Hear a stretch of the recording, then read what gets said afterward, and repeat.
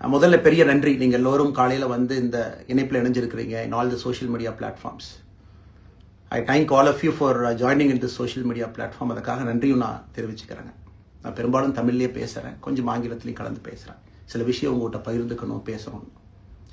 உங்களுக்கு தெரியும், கடந்த சில நாட்களாக பார்த்துக்கிட்டு இருக்கிறீங்க, அரசியலில், பேப்பரில், டிவியில் நிறைய என்னை பற்றி வருது. அது உங்களுக்கு கிளாரிஃபை பண்ணணும், பேசணும் அப்படிங்கிறக்காகத்தான்.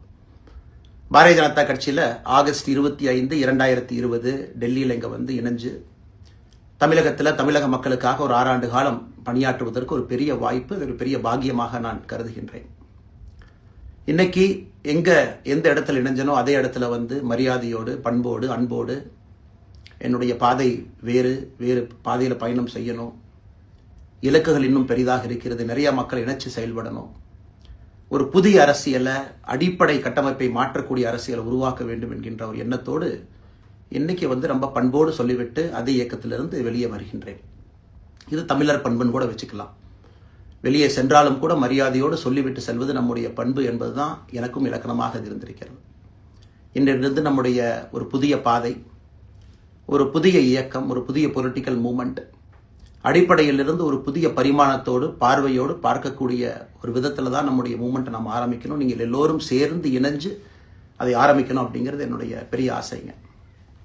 அதற்கு முன்பு சில விஷயத்தை சொல்லணும். என்னுடைய அரசியல் பாதை என்பது ரொம்ப வளைஞ்சு நெளிஞ்சு இங்கே வந்து உங்கள் முன்னாடி நின்றுட்டு இருக்கேன். இது ஈஸி பாத் கிடையாது.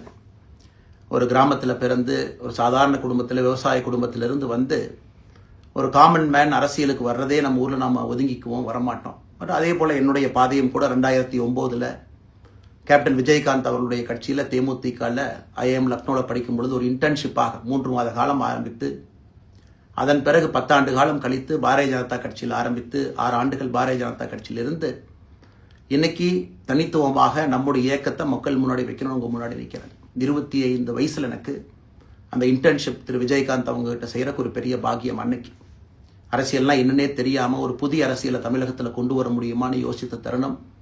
இன்னைக்கு வயது 42, கிட்டத்தட்ட 17 ஆண்டுகள் போராடிக்கிட்டே இருக்கிறேன். ஒரு புதிய பாதையை உருவாக்க முடியுமா, ஒரு better politics for better society கொண்டு வர முடியுமா.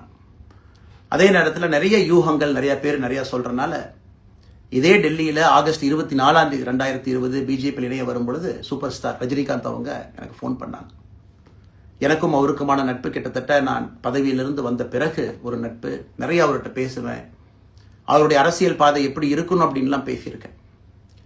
அப்ப திரு சூப்பர் ஸ்டார் அவர்கள் இங்க டெல்லியிலிருந்து திரும்ப வரணும், அவருடைய இயக்கத்தில் இணைய வேண்டும் என்ற வேண்டுகோளை ஆகஸ்ட் 24 ஒரு நாளைக்கு முன்னாடி பிஜேபியில் சேரும் பொழுது வைத்த பொழுது 3 விஷயம் தான் என் கண் முன்னாடி இருந்துச்சுங்க. தமிழ்நாட்டுக்கு